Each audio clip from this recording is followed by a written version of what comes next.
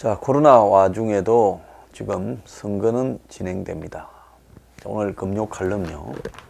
이번 총선은 윤석열 죽이기와 윤석열 살리기 이 대결이라고 저는 생각을 합니다. 어느 쪽에 힘이 강하느냐에 따라서 총선 판도가 결정이 날 거다 이렇게 보고 있습니다.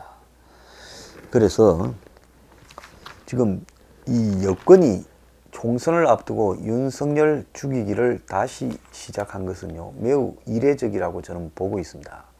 실제로 여권이 1월 달에 윤석열 죽이기를 추미애를 풀어서 시작을 했죠. 검찰 인사를 하고요. 그러다가 2월 달 접어들면서 이것이 총선의 악재가 될 거라고 생각하고 이 카드를 거두었습니다. 그런데 여권이 또 윤석열 죽이기 카드를 빼들었습니다. 자, 일단은 장모와 그 검사 사이라는 제목으로 MBC 스트레이트가 3월 초에 보도하자마자부터 이제 좌파 언론들 그리고 좌파의 정권의 떨거지들이 다 나서서 지금 바람을 잡았습니다. 그리고 이제 고소 고발 등이 진행되고 진정도 나왔습니다. 자, 그랬는데 이 부분으로 윤석열을 죽이기에 좀 부족하다라고 생각이 들었겠죠. 장모가 불구속 기소됐지만은 그 장모가 지금 했던 행동과 윤석열을 엮기에는 그건 너무 오래전 일이고 또 결혼 전의 일이기도 했고 장모의 일 자체가 실제로 형으로 처벌될 가능성도 거의 없는 일입니다. 자, 그러니까 이들이 1차 윤석열 공격이 실패했다고 봤겠죠. 그러면 이들은 왜 3월 초에 1차 윤석열 공격을 했을까?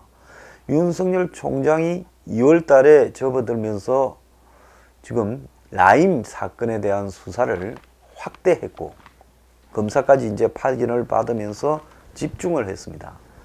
그래서 라임에서 지금 청와대의 주요 인물이 나오고 있는 그 뭐 행정관 김정은입니까? 그 사람은 아무것도 아니고 그 위에 있는 인물이 지금 등장이 되기 시작했다. 그리고 라임을 봐주는 부분에 국가 이 권력기관들이 아주 총체적으로 개입이 되었다. 이런 이야기들이 시중에 떠돌고 있습니다. 그 다음에 이제 두 번째로는 삼성 수사가 계속되어서 지금 삼바 수사가 그야말로 이재용의 삼성 지배력에 대한 문제까지도 가고 있고 이 정권이 최근 들어서 삼성에 보면 박근혜와 이재용을 분리해서 이재용은 준법감시위원회라는 부분을 만들어서 재판부가 그걸 만들게 했죠. 국정농단 사건에서요.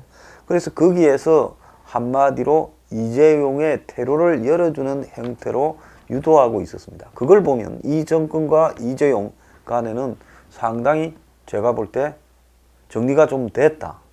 이렇게 표현할 수밖에 없는데요.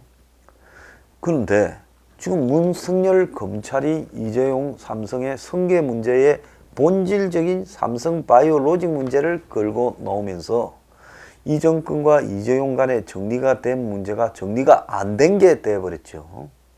그러니까 정권으로서는 엄청나게 지금 자신들의 본질을 건드리고 있다. 이렇게 지금 받아들이는 겁니다.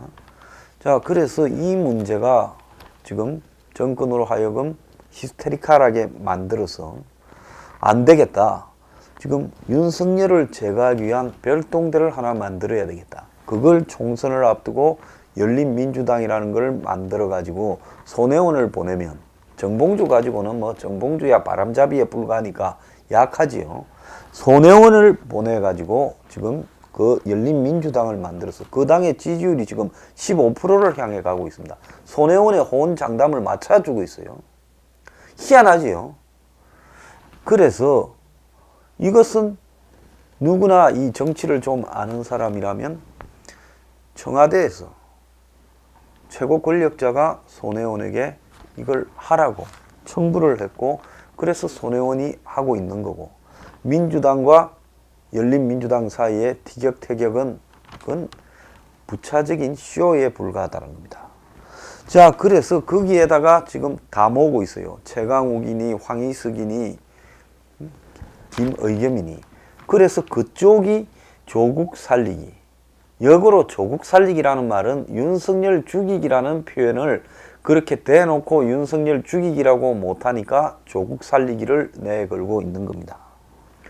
그래서 이제 이 카드를 끄집어내기 시작했어요. 자, 이렇게 되게 된 부분은 2월 말까지만 하더라도 이 정권이 총선의 패배가 거의 확실해지는 시점에서 조국 살리기를 하다가는 선거 완전히 베릴까봐 못했는데, 코로나 부분을 가지고 이제 확진자 수를 통제하고, 그리고 문이 전 세계에 모범을 보이고 있어서 전 세계가 문에게 손을 내민다, 이런 이야기를, 스토리를 만들어 가면서 결국 이 부분이 이제는 이 문어로 하여금 지지율을 올라가게 만들고, 자기들이 뭐 알아서 다 하는 거죠. 언론들도 또 문이 코로나에 잘 대응하는 모범을 보여서 지지율이 올라갔다. 여기에 이제 동원된 게 진단 키트와 관련되는 또 스토리입니다. 자, 이렇게 해가지고는 이제는 이겼다고 보고 안정적으로 지금 윤석열 죽이기 2탄을 끄집어낸 것이 채널A 기자가 다단계 금융 폰지 사기의 주범, 거의 뭐 1조에 가까운 돈이 되죠. VIK 이철이라는 인물, 과거에 유시민과 국참당을 같이 하면서 거기서 펀드를 조성하는 데서 착안해서 다단계 금융 사기 기법을 만들었다가 지금 수천억을 사라지게 만들고 깜빵에 가가 징역 12년을 받고 있죠. 이 이철과 지금 유시민의 관계를 취재한다면서 이철 척근을 불러내서 그 이철 척근에게 윤석열 총장의 오른팔 검사장 말을 이렇게 들려줬다. 이제 그걸 가지고 검찰과 언론의 유착이다라고 몰면서 MBC가 또 두 번째 총대를 메고 뉴스 시간에 보도하고 있습니다. 그러면서 결국은 윤석열 지금 추미애가 이 부분을 조사해야 된다고 나오면서 칼을 뽑았는데요. 검찰 내부에서도 지금 판단은 총선 직후에 곧바로 문 정권이 윤석열을 제거하겠구나. 지금 이 부분을 지금 감지를 한 걸로 보입니다. 그래서 결국은 이 채널A 기자가 취재하려고 했던 것은 제가 그렇게 많이 이야기했던 신라젠 이야기입니다.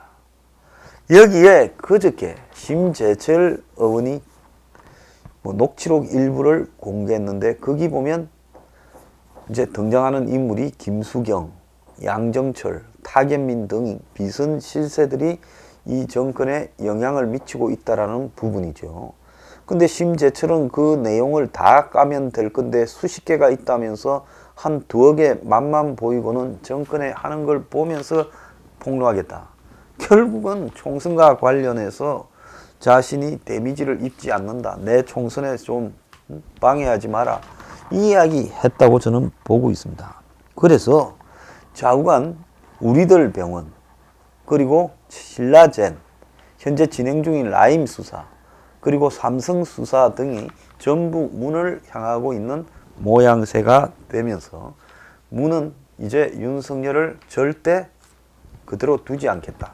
다소 무리수가 있더라도 제거하겠다. 그런데 윤의 제거에는 누군가 집중적으로 때리는 총대를 맨 사람이 있어야 되는데, 이들은 정권과 거리를 두고 있는 쪽이 좋지. 추미애가 자꾸 윤을 직접 치려는 것은 문한테 직접 데미지가 온다. 물론 사람들은 다 짜고 치는 줄 알지만은 형식상으로는 쇼를 하는 게 좋다. 이렇게 역할 분담을 해가지고 결국은 지금 하는 짓거리가, 윤을 죽이는 역할은 이 열린민주당에 있는 애들이 맡아라. 그리고 그걸 갖다가 터뜨리는 도화선 역할은 MBC가 수행해라. 이렇게 역할 분담이 되고, 이제 거기에 좌파 패거리들이 가세하는 형태가 되고 있습니다. 자, 이러면서 이제 추미애도 적당히 따라가면서 검언 유착 의혹을 조사하라. 이렇게 이제 또 지시를 하는 쇼를 하고 있어요. 그래서 총선 국면에 본격적으로 윤석열 죽이기가 시작이 되었다. 이거는 제가 봤을 때 나중에 총선 결과로서 나올 수 있겠지만, 문재인 측의 엄청난 패착이라고 저는 보고 있습니다. 그런데 왜 문재인 쪽이 이렇게 윤석열 죽이기 카드를 꺼냈을까?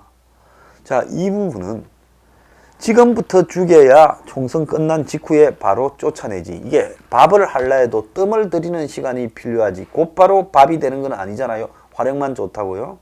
그러니까 뜸을 들이는 시간은 필수 시간이라는 겁니다. 그러니까 윤석열을 죽이려면 필수적으로 뜸을 들이는 시간이 한 달 정도 이상은 필요한데, 그래서 지금 3월 초부터 지금 윤석열을 뜸을 들여가 총선까지 계속 뜸을 들여가지고 부채질해서 총선 직후에 제거하려고 생각하고 있고, 윤 제거뿐만 아니라 윤의 측근 검찰 간부들까지 다 제거하겠다고 지금 생각을 하는 겁니다. 자, 그러니까 이제 미통당이 여기에 어떤 포지션을 보이는가가 중요해요. 박형준은 4.15 총선은 조국을 살리고 윤석열을 채내려는 쪽 문재인과 정권을 위선을 드러내고 윤석열을 지켜내는 쪽에 한판 대결이 될 수밖에 없다. 이렇게 말했습니다. 말은 맞아요. 그러면서 여권이 실제 처음 하는 일이 조국 살리기와 윤석열 쳐내기라, 이렇게 라디오 인터뷰에서 말을 했습니다. 자, 총선 시작되고 처음 하는 일이 이 일이라는 거죠. 자, 안철수도 관훈 토론에서 민주당이 위성 정당을 둘이나 만들고 둘 다 조국 수호 정당이 아니냐, 총선 뒤 조국 대통령 만들기를 하겠구나, 이런 생각마저 했다. 그래서 총선을 지금 윤석열 대 반윤석열 구도로 몰고 가고 있다는 겁니다.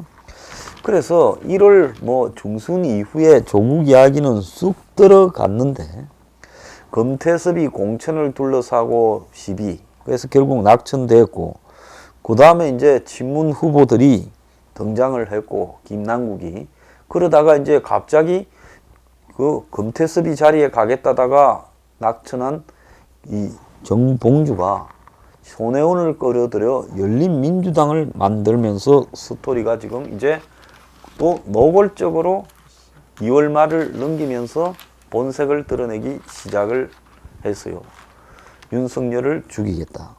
그러면서 지금 열린민주당이 윤석열 죽이고 조국 살리기 당으로 가고 있다는 겁니다.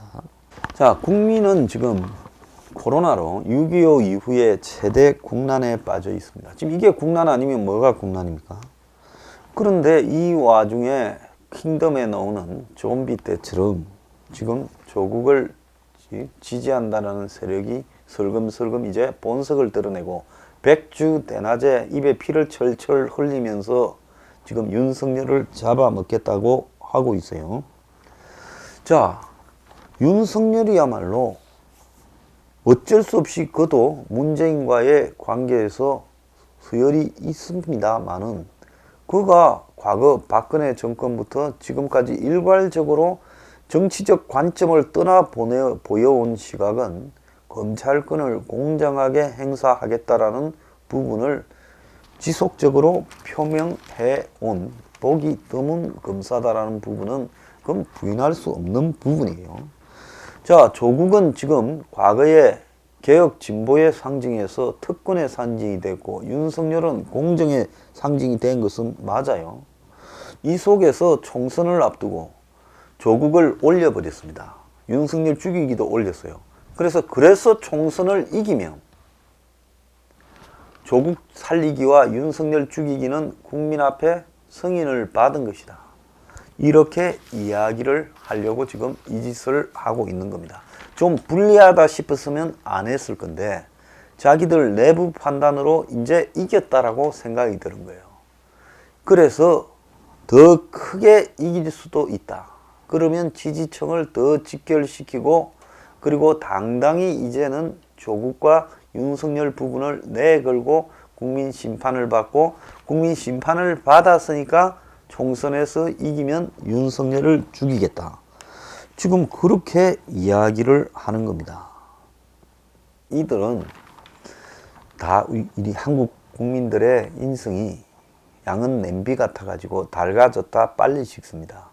작년에 문재인이 조국을 지키고 윤석열을 죽이려고 얼마나 이 국가의 민주주의적인 시스템을 파괴해 왔는가 하는 부분은 익히 잘 지켜봤을 겁니다. 그때 느꼈던 분노는 지금은 다 원인이 제거되었습니까? 본질이 고쳐졌습니까? 아니, 그대로 있는데 지금은 망각하고 있어요. 이들이 얼마나 자신을 하면 지금 윤석열 죽이기를 노골적으로 할 수 있고 또 조국 살리기를 하고 있느냐는 겁니다. 자, 이 부분을 우리가 의식해야 되는 거예요.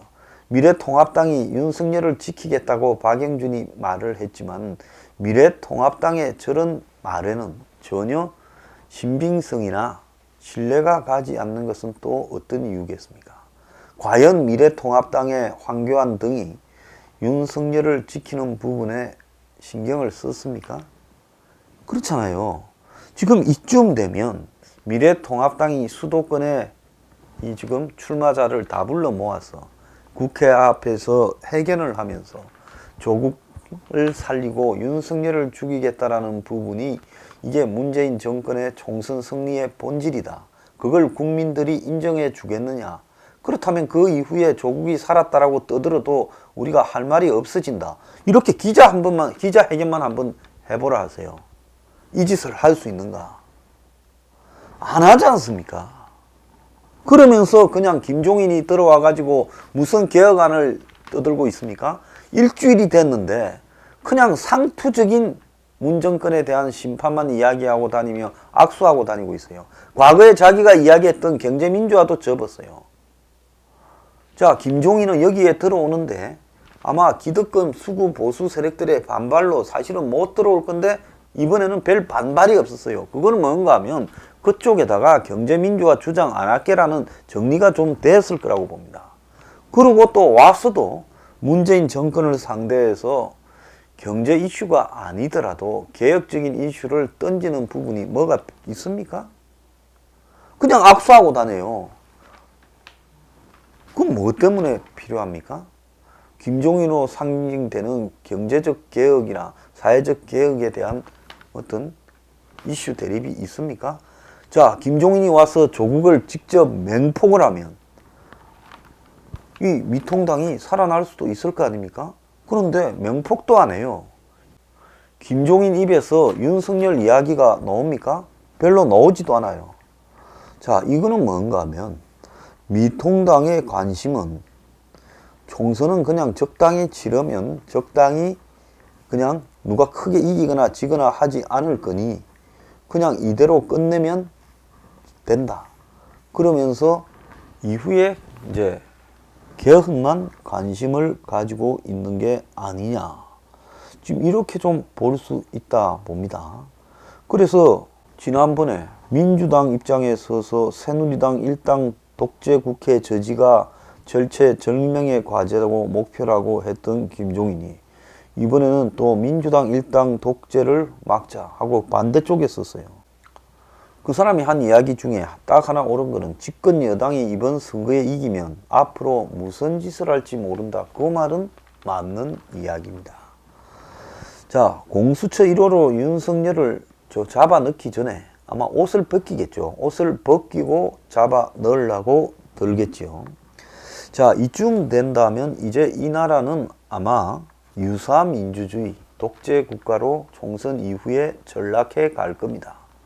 자, 그래서 이들이 아예 윤석열 죽이기를 선거 공약으로 지금 내걸고 국민들 앞에 선거 이기면 추인을 받은 거다 하려 하고 있습니다. 자, 그럼에도 불구하고 민주당을 일당으로 만들면 지금 여러분들이 사실상 문재인의 독재를 용인해 줬다. 나중에 해석이 되어도 할 말이 없게 될 거라 봅니다.